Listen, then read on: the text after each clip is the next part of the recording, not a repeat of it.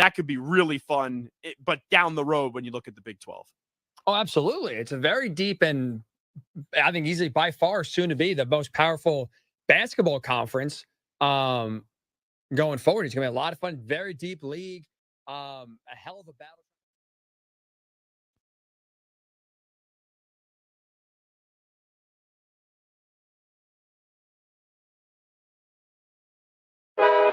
Live from the heart of Lincoln, America, welcome to Ticket Weeknights on 93.7 The Ticket and theticketfm.com.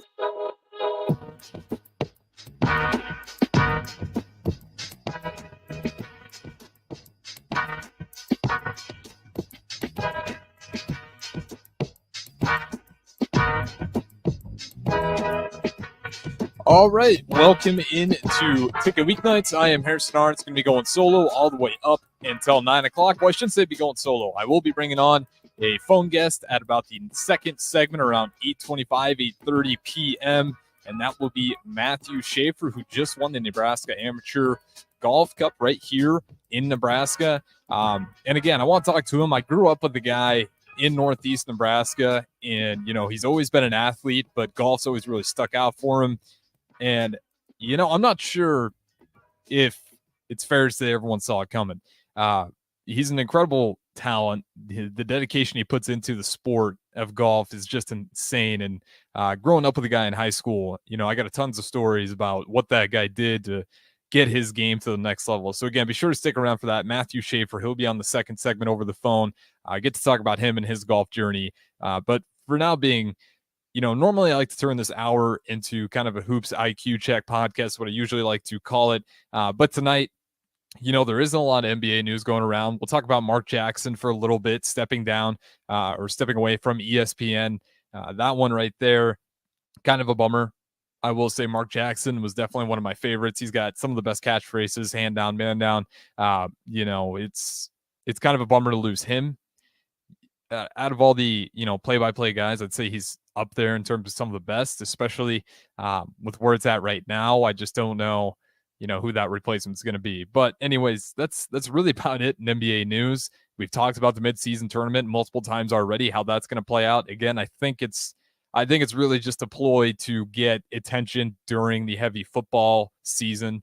The fall, I mean, football dominates. Football's king, at least here in the U.S. It's what it's been. When the NFL's on, it trumps NBA, and it does it every single time, and nothing's going to change that because there's 82 regular season NBA games, and, you know, not even close to that in the NFL. So that's always going to kind of be in the case, but there's not much else to say about the midseason tournament other than, do we think the real all-stars, you know, the Steph Currys, Kawhi Leonards, Paul George, LeBron James, like, are you going to get those guys to go in there, compete at their highest level? Now, guys like Jason Tatum, I'm not as worried about. You know, those younger guys, I feel like they're going to come in and want to compete right away, you know, especially if you're a Jason Tatum, you haven't won anything yet. So it might feel good to prove to yourself like, hey, at least we can take care of this midseason tournament. So I think it's not just for the superstar players, but especially those older superstars. And then especially the ones that already have a ring, a real finals ring. You know, how much does that $500,000 mean to them? Because if you're an Apex player, one of the best at the position, you've already won a ring, you've already, or at least been close to a ring, you got the money already. You probably got endorsement deals. It is $500,000 enough to make you care about playing some serious minutes, hard minutes in the midseason tournament. Now, it is single elimination. That helps it a lot. The way they kind of make this work is you're kind of setting yourself up for that midseason tournament through regular season games. So there is an argument to say, why wouldn't they push themselves? You know, the max amount of games you can play is, if you're in the championship game, you will actually play 83 regular season games as opposed to 82. That, or I shouldn't even say 83 regular season games. You'll just have one extra that doesn't count towards the regular season, but count towards that $500 million, or excuse me, $500,000, 500,000 purse, a little extra spending money in that midseason tournament. So again, I just don't know how well it's going to work out. I'm curious.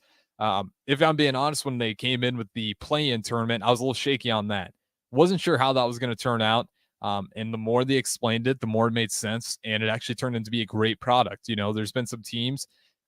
We haven't really seen it break anything yet. I think that was one of the fears, was you would see a team like the Miami Heat beat the Bucks and a team that, just a playing team that doesn't feel like they belong. Well, the Miami Heat proved they belong because they didn't only beat the Bucks, they beat everyone else over in the Eastern Conference and made themselves all the way up into the finals versus the Nuggets to actually get to a game 5. So again, it hasn't been broken yet. I think until we see a team that we all kind of feels a little fluky get past that certain point, maybe we'll look at it a little more sourly. But right now, the play-in tournament seems like a really well, oiled machine. It worked out great. I don't even think Adam Silver expected it to work out as good as it has. But, some of those play-in games, they do better numbers than your actual playoff tournament games. Yeah, there's just something about that single elimination game excitement. It's what makes March Madness so much more exhilarating than you hate to say it than your NBA playoffs. The NBA playoffs are exciting, but it's not really exciting until you start getting to your real juggernauts. When you get those superstar matchups that you're kind of hoping for. If you get we missed it, but it's in the NBA, it's kind of like you're hoping for matchups. March Madness, you're just hoping for madness. With the NBA, we never got it, but for the longest time, it was like, man, are we going to see a Kobe Bryant versus LeBron James? Big matchups like that you're building up to because it's best of 7. The best team should make it, but there's always a chance that, you just don't play your best game. And that was the case for the Bucks, last season. There's no reason you might be able to argue that the Miami Heat should have won that series. There's no way they should have won it in the way they did. Giannis being hurt, coming back, not full strength. I think that definitely had a huge part. And the Miami Heat, they were just hitting threes at a ridiculous clip, something that they weren't doing at all throughout the regular season. So again, that's pretty much all we have for NBA. And again, if you guys want to add more to the context for NBA, we can go through some silly stats. I just saw a stat today. James Harden has actually shot more free throws in his career than field goals, which is amazing. You might say in today's NBA, that's not that crazy, but just keep in mind, guys like Kobe Bryant, who were constantly called, they got all their points from the free throw line. Kobe Bryant only shot around 8,000 field goals. He shot around 11,000 field goals and only had actually about 8,000 free throw attempts. So James Harden is on his own in that one. There's never been a player like James Harden that can get to the free throw line as often as he does and really just sell the fouls. And I shouldn't even be that hard on selling the fouls. Some of that he deserves credit for. His ball handling and his just ability to really make you second guess yourself. We saw it over and over again. His ball handling when he was really at his peak, that's the point when he was crossing guys over on the Houston Rockets, breaking their ankles, staring them down before he took the 3.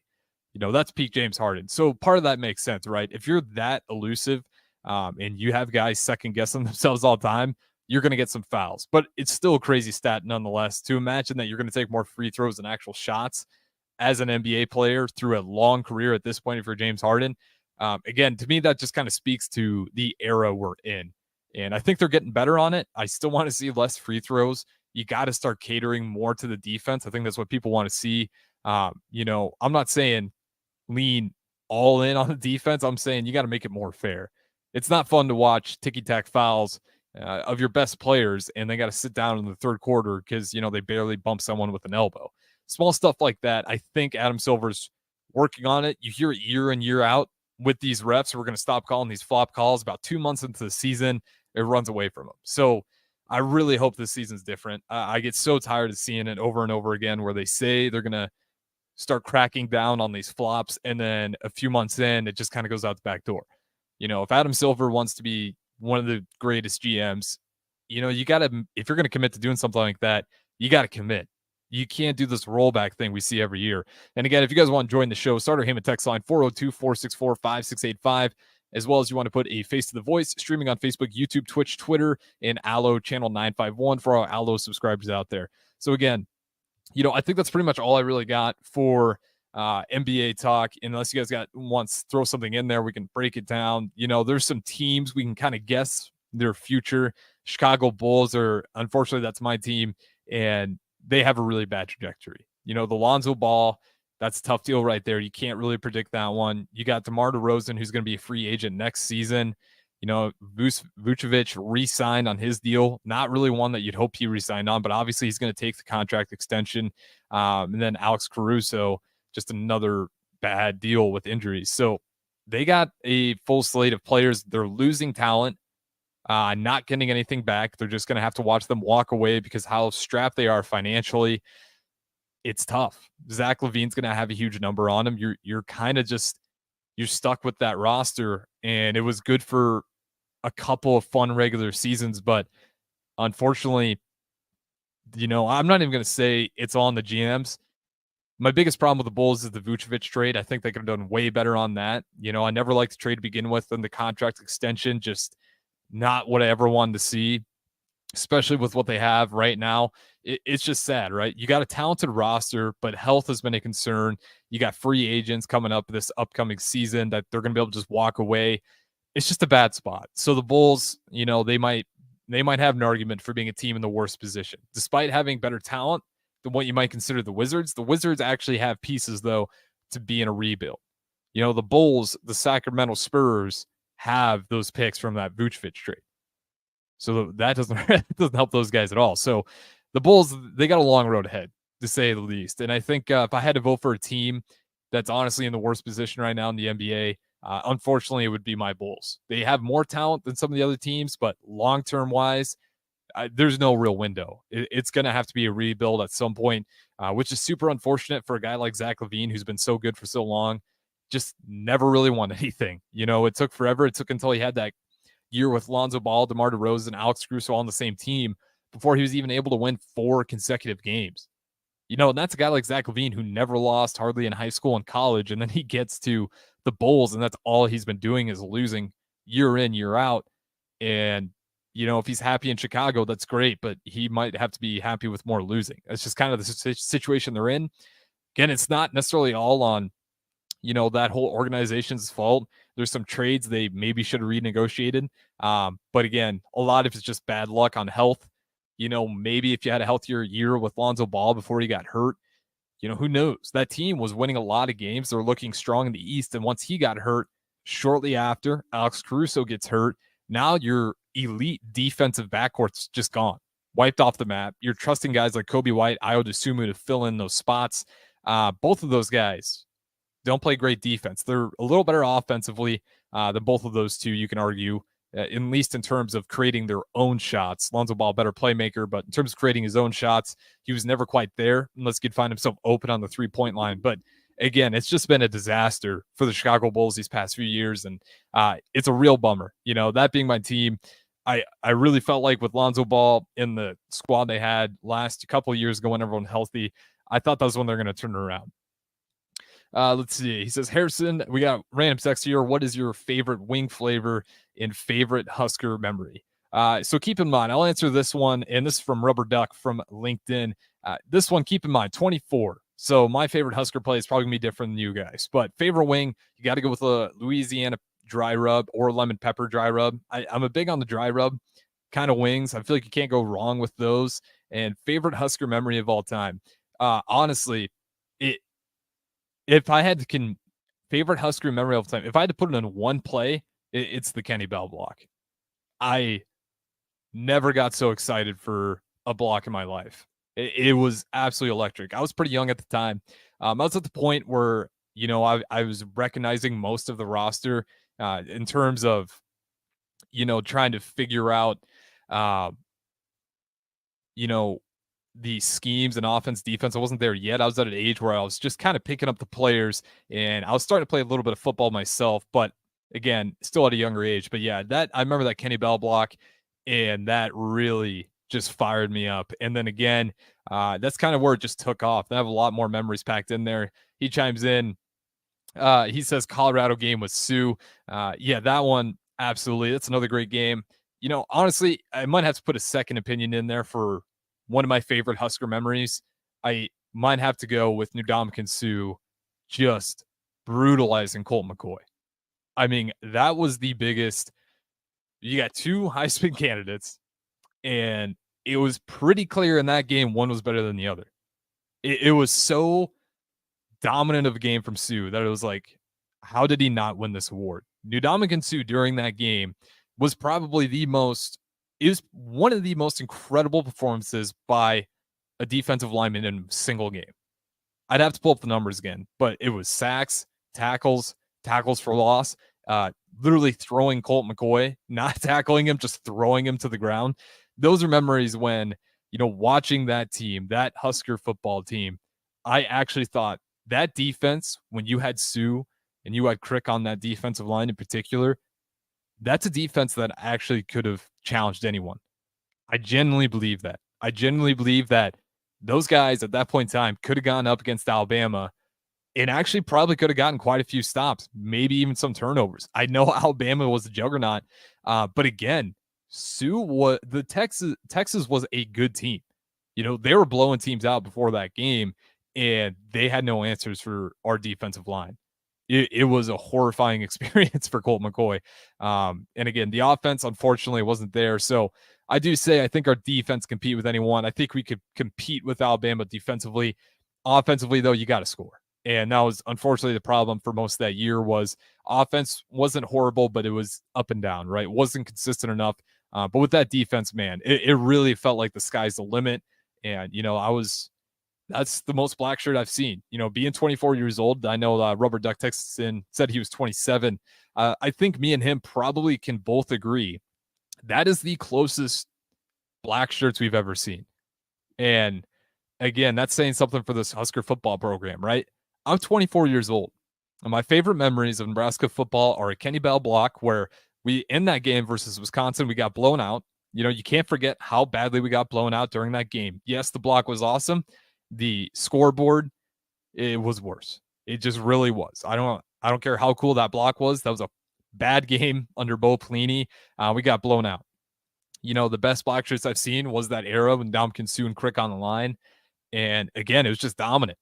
But that's it. That's really it for a guy my age who's 24, and for Rubber Duck who's 27. I'd be surprised to see, if there's really under the times where we got a real feeling of the Nebraska black shirts. And that's kind of been the problem with this program. Now, I do like Matt Rule, everything he's saying, but we have to see it in person. Nonetheless, though, we do got to throw it the break because I do want to get to our guest up in the next segment. We will have Matthew Schaefer, who just won the Nebraska Amateur Golf Tournament right here in the state. So I want to ask him about his journey playing golf, what that meant for him. That's a pretty big thing to win right there. And it does set the stage for what's coming next up for Matthew Schaefer. So again, we'll have him on the next segment over the phone. I'm Harrison Arens, going all the way up until 9 o'clock. Feel free to chime in. Starter Heyman text line 402-464-5685. We'll throw it the break and be back on the other side. I heard you and Jack had a disagreement. Yeah, he says I keep things from him. What are you gonna do? He loves the Nebraska Lottery's Powerball First Millionaire of the Year promotion. So I'll buy a Powerball with Power Play and Double Play ticket before August 14th, and I could be one of 15 winners of $1,000. I'll also be entered for a chance to win a trip to New York City for New Year's Eve and a chance at $1 million. $1,000? That should make him happy. Depends. On what? If I decide to tell him I won. Powerball top prize odds, 1 in 292 million. What are you doing, hon? I thought we were going to pick up our Powerball with Power Play and Double Play tickets. Hold on. I have to sit through this video meeting for work. Do they realize how big the Powerball jackpot is? I know, but these blowhards keep rambling on. I don't want to miss my chance to win millions of dollars. Well, neither do I, but how do I get these win bags to speed it up? Dave, you're not on mute. Oh, well, I'm sorry. Play Powerball from the Nebraska Lottery. Top prize odds, 1 in 292 million. When you're high, you feel different. You think different, you talk different, you draw different, you listen to music different, but you probably knew that. Problem is, you also drive different, and not in a good way. That's why driving high is illegal everywhere. So if you're high, just don't drive. Make a plan to get a sober ride. Because if you feel different, you drive different. Brought to you by NHTSA and the Ad Council.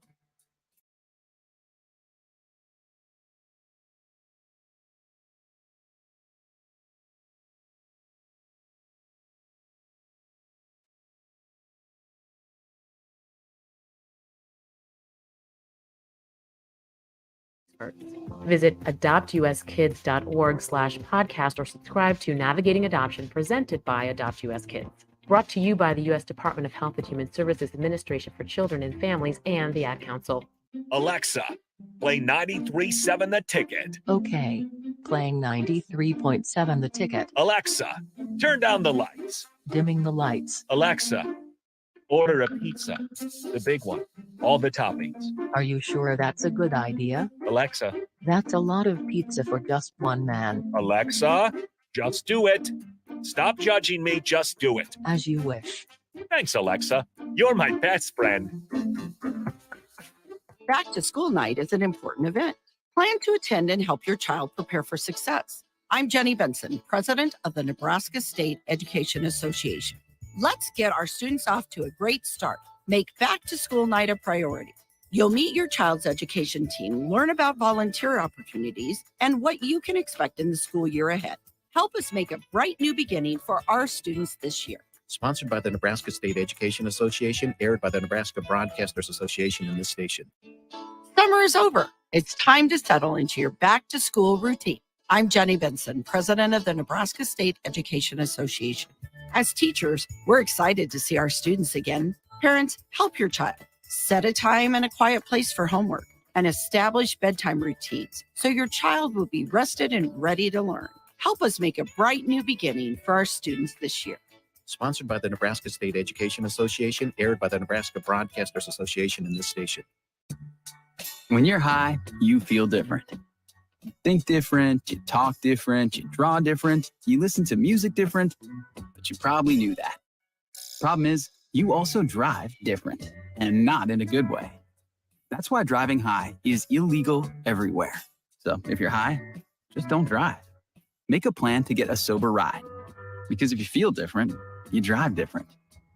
Brought to you by NHTSA and the Ad Council.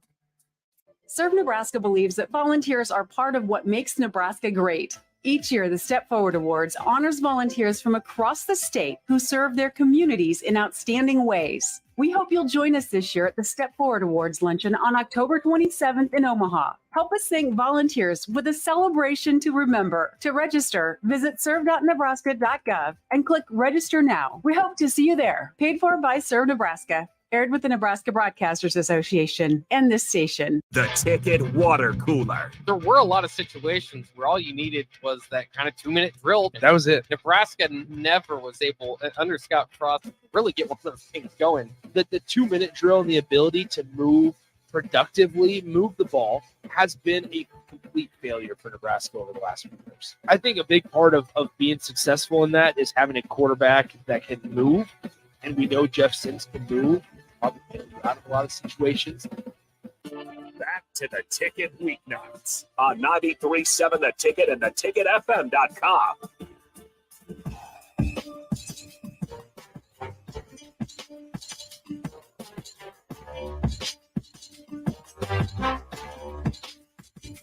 All right, welcome back into Ticket Weeknights. I am Harrison Arens, going all the way up until 9 o'clock. Again, if you guys want to join the show, feel free to chime in on the Sartor Heyman text line, 402-464-5685, as well as we're streaming on Facebook, YouTube, Twitch, Twitter, and Allo Channel 951 for our Allo subscribers out there. So again, for this guest, I do have a longtime friend. He actually grew up in the same area as I did in Northeast Nebraska.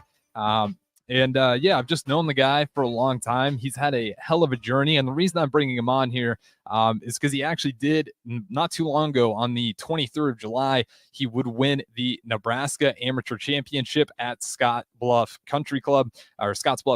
Excuse me. And it really was just an awesome performance, a bit of a comeback too, getting a couple of birdies there late to kind of come back and win it. But without further ado, let's go ahead and bring him in. I have Matthew Schaefer, the winner of the Nebraska Amateur Golf Championship. Matthew, how's it going, man? Good. How are you? Not too bad. It's like I said, I grew up with you forever, man, and we came up from the same area, and you've always been big in the golf, always an athlete growing up. But what was it about golf that really drove you to pursue that out? Because you would wake up every day before school just to go to the range before classes started. Yeah. So I wasn't into it at all growing up until I guess one of our mutual friends, Quinn Paulson, got me into it. And, since the time that I went with him, I just, I don't think there was one specific thing about it, just like the whole game in general. And kind of like how he showed me that, from that point, like, I went one time with him, and from there it was like there's no turning back. It's something I knew I loved to do, and I began to like work hard at it from the start. Yeah, absolutely. And when you're starting out, obviously we see where you're at today, but when you were first getting into golf, obviously you grew to love it. But was there any expectations for yourself that, hey, this is something I want to turn pro, or did that come on later in life? Yeah, that definitely came a little later. Just when I first started, I was so new to it that I had no idea like what like it all entailed, let alone like the professional side of it. So I wouldn't say it was until a couple of years after, I was first introduced to it. And so like, I started to, finally get a little bit better at it, that I, realistically thought that it was something that I could do professionally. So I would say like my junior and specifically my senior year in high school was kind of when I really started to get a lot more belief, and knew that I was pretty decent at it, and that was a realistic possibility in the future.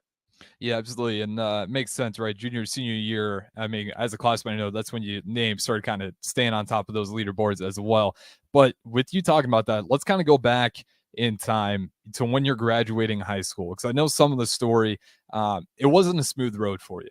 And I think that's the case for a lot of, athletes trying to figure out, in particular with golf, out of high school, what was your plan to go play college golf? Because I know it wasn't a smooth process. Where did you want to go? And if you don't mind, what ended up happening, and where did you have to kind of bounce off to in order to keep this career alive? Yeah. It definitely wasn't smooth. That's for sure. I had a few offers out of high school initially. Nowhere like crazy big though. And so I initially was going to go to University of Nebraska at Kearney. And days after I committed to go there, kind of out of nowhere, they came out with an announcement saying they were going to drop their golf program. So I knew I didn't want to go there just to go to school. Yeah, I wanted to golf, that's for sure. And so I had a couple other options at that point, but nothing that really stood out to me. So I ended up eventually just going to Northeast Community College for 1 year right out of high school. So I ended up there right out of high school, and yeah, so it definitely wasn't smooth. Like the whole University of Nebraska at Kearney thing, that happened pretty late senior year. So it was a lot all at once, and then it was a lot to figure out pretty late with graduation coming up. Yep. And then so now you're at Norfolk Community College. You're golfing there, and what was kind of that process like? Because you were at a point where I don't want to discredit some of the other guys at those programs, but you were at a point where you looked like you didn't belong in a good way, if that makes sense. So what was kind of that next step for you from Norfolk Community College? And then, what was kind of the coach's advice through that process? Yeah, like looking back, going into it, I didn't think it was like where I wanted to be at the time, but it all works out now. And I knew I was good enough to go other places.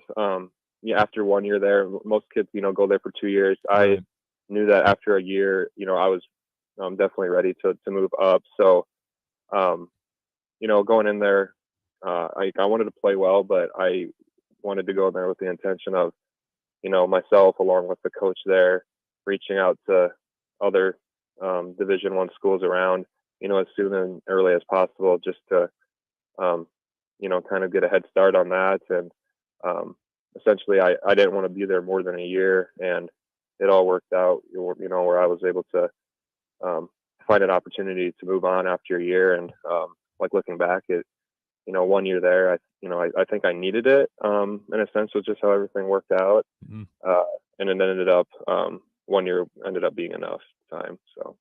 And then from there, you do go to South Dakota State. What was it about, South Dakota State that really spoke out to you? Actually, I don't know if you knew this, but you're actually the only South Dakota State graduate to actually win the Nebraska Amateur Championship as well. So it worked out for those guys too. But what was it about South Dakota State that stuck out to you that made sense for that next next step in your golf journey?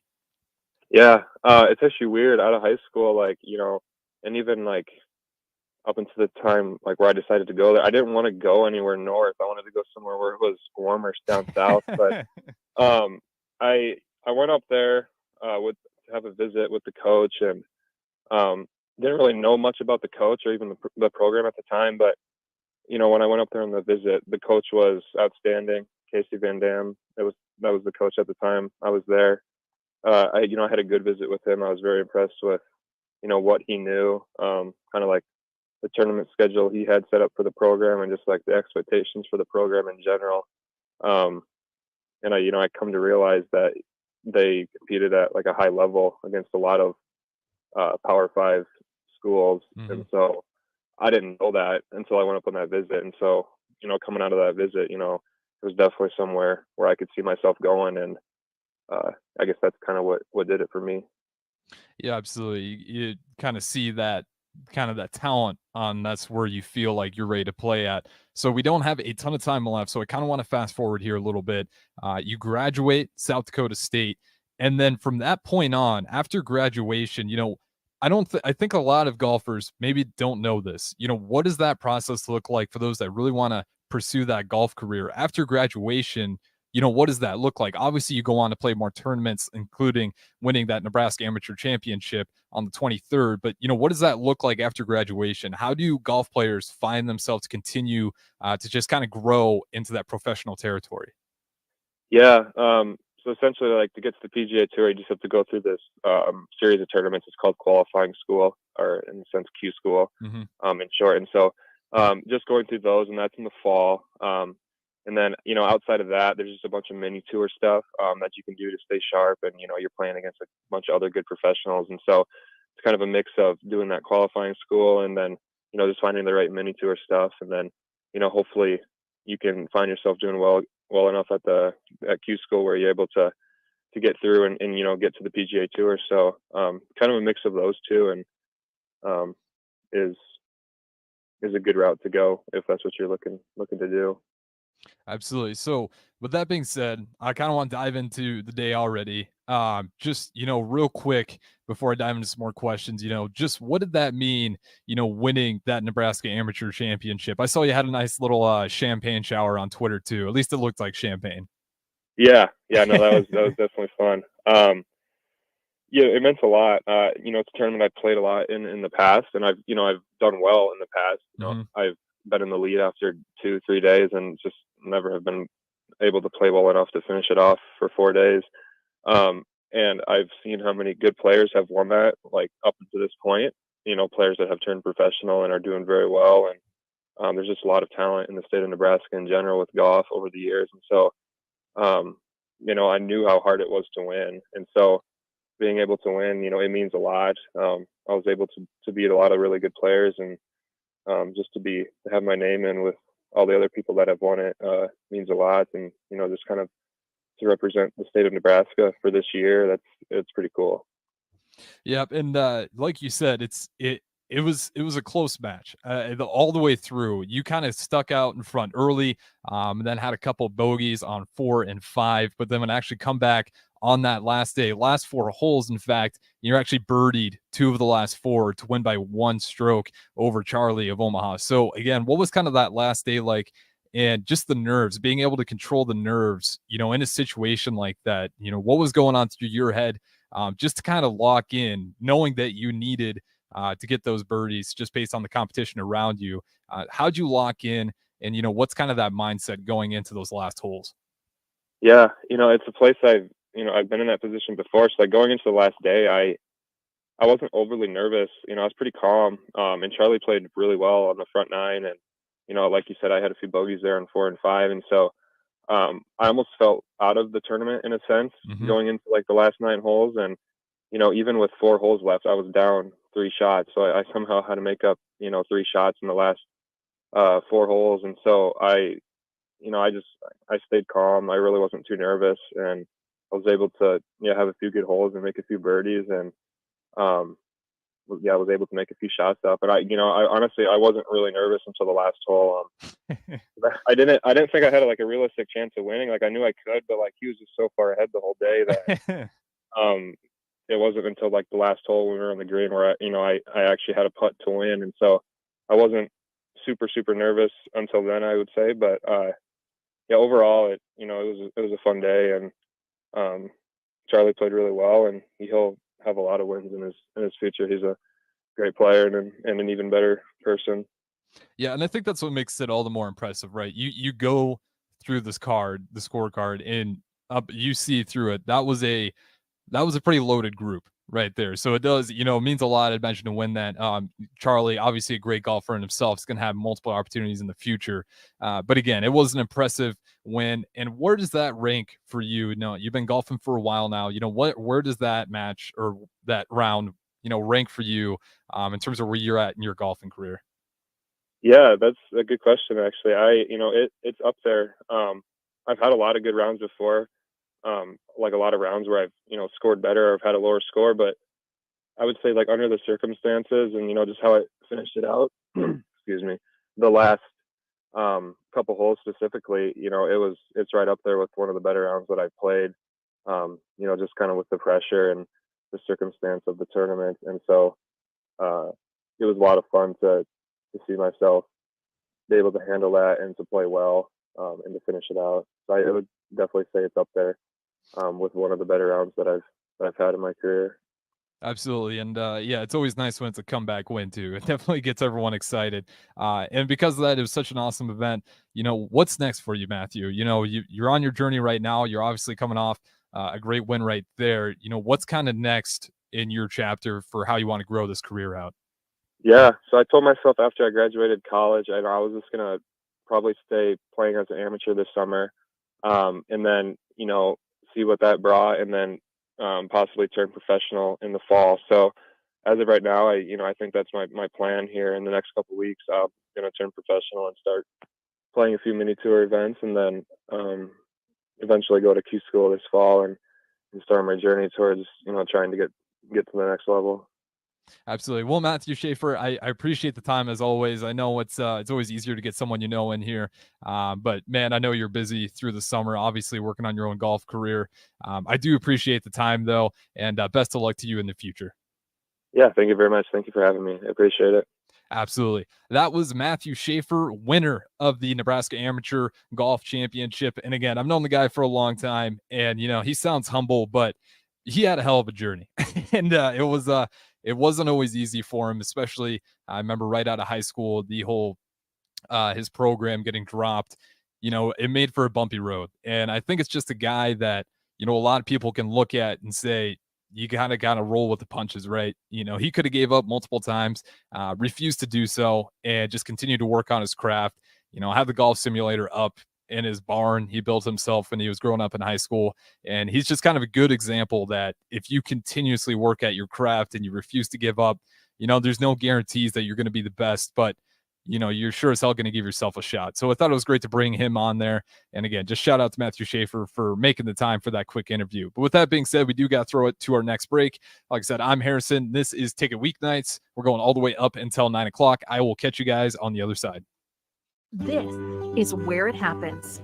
Long hikes with friends, kayaking adventures with family, more horseback riding, zipline gliding, rock-based climbing, hammock camping fun than you could ever imagine. And it's all outdoors, amongst the trees and across the prairie, here beneath Nebraska skies. Plan an outing today at yournebraskaadventure.com. Sponsored by Nebraska Game and Parks, aired with the Nebraska Broadcasters Association and this station. Don't let biased algorithms or degree screens or exclusive professional networks or stereotypes. Don't let anything keep you from discovering the half of the workforce who are stars. Workers skilled through alternative routes rather than a bachelor's degree. It's time to tear the paper ceiling and see the stars beyond it. Find out how you can make stars part of your talent strategy at tearthepaperceiling.org. Brought to you by Opportunity at Work and the Ad Council. Getting experience to jumpstart a meaningful career can be difficult, and education can cost a fortune. Luckily, AmeriCorps can be the solution. With AmeriCorps, you'll earn a stipend and education award while helping people. Plus, you'll gain professional skills and make connections to help you build your career. If you're ready to start a career you can be proud of, visit serve.nebraska.gov/service to find a program for you. Paid for by Serve Nebraska, aired with the Nebraska Broadcasters Association and this station. Back to school night is an important event. Plan to attend and help your child prepare for success. I'm Jenny Benson, president of the Nebraska State Education Association. Let's get our students off to a great start. Make back to school night a priority. You'll meet your child's education team, learn about volunteer opportunities, and what you can expect in the school year ahead. Help us make a bright new beginning for our students this year. Sponsored by the Nebraska State Education Association, aired by the Nebraska Broadcasters Association in this station. I'm Chris Jackmick. I served in the United States Air Force and I deployed 3 times. So in 2017, I was serving as an Air Force First Sergeant. Our motto in that role is "My job is people, everyone is my business." But unfortunately, in that year, I would lose my own brother, Lance Corporal Adam Jackmick, to suicide. The majority of veteran suicides are from guns. I store my weapons securely, not only for myself, but for my family. Store all your guns securely. Help stop suicide. My service never stops. Brought to you by End Family Fire and the Ad Council. I always had to be so good, no one could ignore me. Carve my path with data and drive. But some people only see who I am on paper. The paper ceiling. The limitations from degree screens to stereotypes that are holding back over 70 million stars. Workers skilled through alternative routes rather than a bachelor's degree. It's time for skills to speak for themselves. Find resources for breaking through barriers at tearthepaperceiling.org. Brought to you by Opportunity at Work and the Ad Council. On the Block with Strick and Austin. Donnie Nelson kind of was doing a little, backyard boogieing with Business on the side. With Mark Cuban in the back rooms. Moves are being done and things are happening to which you don't really know about. That seems to me what happened in this situation. Things were going on, conversations was being had at the highest levels, and you're not in on the party. Weekdays from 2 to 4 on 93.7 The Ticket and theticketfm.com. Back to The Ticket Weeknights on 93.7 The Ticket and theticketfm.com.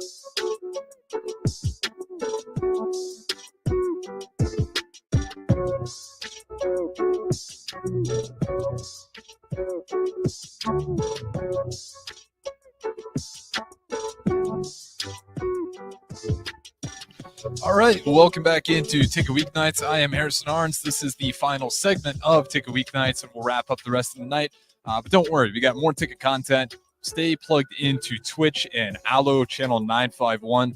That's got Ticket 24/7. Ticket content 24/7. So if you want to fall asleep to it, that's great for us. Feel free to do so. Just turn it on. Don't even got to listen. Just fall asleep to it. You can even mute it just so we get those numbers. But nonetheless, plenty of great content. And again, some of those shows, especially if you're missing some of those Sunday shows or Saturday shows, those shows have been really taking off for us lately. So in case you miss them, a lot of those shows do play later at night. So when we get done with our Ticket Weeknight stuff, a lot of that stuff falls around 9 o'clock. So in case you're missing shows like Lloyd's and Lincoln, The Breeze, Fitness Fanatics, all of those, Bigger Than the Score, Inside the Huddle with Jay Foreman, lots of great shows. Finish Line, get your happy on. If you're a Monday through Friday listener, you might be missing on some of what I consider, I try not to play favorites here, but I like a lot of those shows on those weekend programming. So again, if you're missing some of those, kind of catching those later at night, or just anytime you want on YouTube, they're all up there. Great stuff from there. Last week in particular, I did not realize Ramel Lloyd Sr. coached against the Ball brothers over in Chino Hills. That is, I felt like I needed another 2 hours with him. I could not believe that he actually witnessed not just Lonzo, not just Jello, and not just LaMelo. He witnessed all three of them, winning it in 2016. Lonzo Ball and just being this insane draft prospect. And again, that's kind of why I talked about it earlier on the show. I'm just, as a Bulls fan, I'm just real bummed about how things have been going for the organization as a whole. But we look to the future, and hopefully we can just be competitive, because that's really what you're working for. If you're the Bulls, why even tank? You tank, you don't own your picks. So that's just kind of where they're at right now. We do got a little bit of time left. I'm curious. So you guys can chime in here. 402-464-5685. We don't got a lot of time, but one question that always gets quick responses is, how many wins does Nebraska get? What is the win total? What do you want? And what do you expect? If you got to put that into two separate answers, feel free to do so. But I've said it before. I got no idea, right? I'm anywhere between 5 wins and 8 wins. I think anything under 5 is just, I'm not going to put the clock on Matt Rule, but I'm going to be like, man, I thought we'd be better faster. Matt Rule, program builder, no question. Did it at Temple, did it at Baylor. And Baylor and Temple, I mean, they needed about 50 scholarships and they're getting 28. Like, the overall he had to do at those programs was insane. So that's why when I see a 1-11 for Baylor in his first year down there, I don't expect a 1-11 at Nebraska. He's got more players. He's got better, he's got way more financial support, way better, what do you want to call them? Buildings, infrastructure, facilities. There we go. That's the word I'm looking for. Way better facilities, more money, more trust, bigger fan base. Everything here, he's got more of. And all of that coincides with more talent as well, right? He's got the best talent he's had since he's had it at more, I shouldn't say the best talent because we don't know. If we're looking at just draft classes, right? We're just looking at the draft class rankings. This is better than what he's had at Temple, and this is better than what he's had at Baylor. But you look at how we've performed against the Big Ten, and these Big Ten coaches as a whole. Don't sleep on Brett Bielema at Illinois. Some of these programs, I'm just saying right now, the Big Ten is full of good coaches. So you need a great coach if you're going to win consistently. So that's why I'm anywhere between 5 and 8 wins. It's hard for me, to put a pin on it. We got a couple in here, and a lot of these are going to be kind of the same, right? 6 wins, 2 of those in there. Win over Kansas State in Christmas time bowl game. That would be incredible. I'd love to see that. Yeah, just get to the bowl game, right? It's kind of embarrassing when you're the only Power 5 school with the fandom you have at Nebraska, with the resources, with the constant support and love for the program. There's no reason, absolutely no reason that we have not been in a bowl game yet. That's way too long of a drought for a Power 5. It's embarrassing, and Nebraska should wear that as embarrassing. We have to, at this point, work for the respect. No one's going to fear Nebraska before they even respect us. Teams right now, they might not respect us yet. There's no real reason to. Why would you? If you're Wisconsin, you've been beating us over and over again. If you're Illinois, why would you? You've been beating us over and over again. You got a coach behind you who's got a system, and it works. The running backs, they look the exact same as last year. Same thing with Minnesota. PJ Fleck, how many times have we seen it? He's not going to roll over for you. Whatever you think about PJ Fleck, he knows how to coach. Whatever you think about Deion Sanders, I'm telling you right now, he knows how to coach. Whatever you think about Brett Bielema, he knows how to coach. The list goes on in the Big Ten. There's a lot of good coaches in the Big Ten, so you got to be ready now. That's why I'm willing to give Matt Rule. If he doesn't get to a bowl game this year, it's going to surprise me. Don't get me wrong. I'd be awfully surprised, but I'm not going to raise the alarms yet. Well, that being said, though, that's all I got for you guys tonight. Again, shout out to Matthew Schaefer for joining me on the second segment. Excuse me, as I kind of tripped over my words there. Matthew Schaefer joined me on the second segment, winner of the Nebraska Amateur Golf Championship, the 115th annual Nebraska Golf Championship. Great stuff from him. Kind of just a story of don't give up. It's as simple as that, right? Don't give up on your goals. You're going to get thrown a lot of wild cards. I don't care how skilled you are, how successful you are, how much money you have. You're going to be getting thrown some wild cards in the mix, and it's up to you to just stay grounded. And Matthew Schaefer is an example of that. So again, shout out to him for a great interview, but that's going to do it for us. I'm Harrison Arens, wrapping up the show here on Ticket Weeknights. Enjoy the rest of your Thursday night.